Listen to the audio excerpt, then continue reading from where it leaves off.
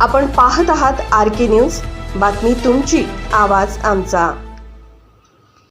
माजी सरपंच चिपरी या ठिकाणी आमच्या सहकार्यांच्या समवेत टाकळी ग्रामस्थांनी त्यांच्या गावामध्ये होणारी जी काही MIDC आहे बेकायदेशीररित्या त्या गावावरती थोपवण्याचा जो काही प्रयत्न चालू आहे आमदारांचा, आणि त्या संदर्भात चर्चेसाठी बोलावून टाकळी गावच्या माजी सैनिकांना जी काही अमानुषपणे मारहाण करण्यात आली, त्याचबरोबर भारतीय तिरंगा जो काही राष्ट्रध्वज आहे त्याचाही अपमान करण्यात आला, या सर्व गोष्टींचा प्रथम मी जाहीर निषेध केला।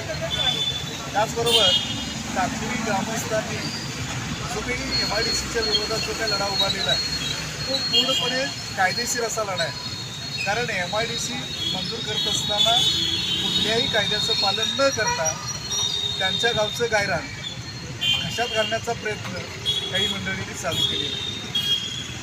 गावच्या विविध विकास कामांच्यासाठी त्यांच्या गावासाठी जे काही गायरान संरक्षित ठेवणं आवश्यक असतं ते संरक्षित न ठेवता फक्त स्वार्थी हेतूनं MIDC त्या ठिकाणी प्रस्तावित केलेली आहे, आणि ती MIDC ताबडतोब रद्द व्हायला पाहिजे या मताचा मी आहे। आणि असं करत असतानाच जशी काही इंग्रजांची नीती होती थोडा आणि जोडा, त्या पद्धतीनं टाकळी गावच्याच काही ग्रामस्थांना हाताशी धरून की आम्हाला MIDC पाहिजे असा जो काही प्रचार चाललेला आहे, अपप्रचार चाललेला आहे, तो काही योग्य नाही आहे। टाकळी गावच्या बहुतांश लोकांचा जो काही विरोध आहे तो MIDCला विरोध आहे। काही मोजक्या ठराविक लोकांना स्वार्थासाठी त्याने हाताशी धरून त्या ठिकाणी MIDC पाहिजे असा जो काही डाव रचलेला आहे तो पूर्णतः चुकीचा आहे।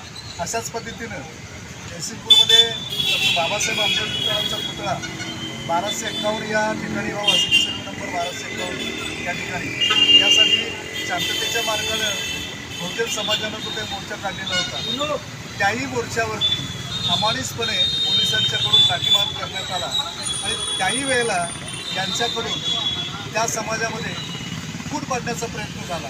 काही लोकांना हाताशी धरून त्यांनी काय केलं की त्या ठिकाणी पुतळा जो आहे तो बागेमध्ये व्हावा असं काही लोकांना सांगून त्यांना उठवून बसवून बेकायदेशीररित्या तो पुतळा त्या ठिकाणी बसवण्याचा त्यांनी घाट घातला, आणि यासाठी त्यांनी मुंबई हायकोर्टाचं सर्किट बेंच जे कोल्हापूर आहे त्या माननीय न्यायाधीशांची सुद्धा फसवणूक केलेली आहे। अशा पद्धतीनं थोडा आणि जोडा काही करा आणि आपल्या सत्तेचा गैरवापर करून त्यांनी अशा पद्धतीची कामं करण्याचा प्रयत्न केलेला आहे। तशाच पद्धतीनं आमच्या चिपरी गावचं गायरानसुद्धा काही बोगस असणाऱ्या धनग्रस्तांना देऊन त्यांच्याकडून काही यांच्याच काही समर्थकांना विक्री करून त्या पद्धतीनं आमच्याही गावचं गायरान त्याने हडप करण्याचा प्रयत्न केलेला आहे। त्या बाबतीतसुद्धा आम्ही सनदशीर मार्गानं चिपरी गावमस्त लढा देत आहेत, त्यालासुद्धा आज ना उद्या यश येणार आहे।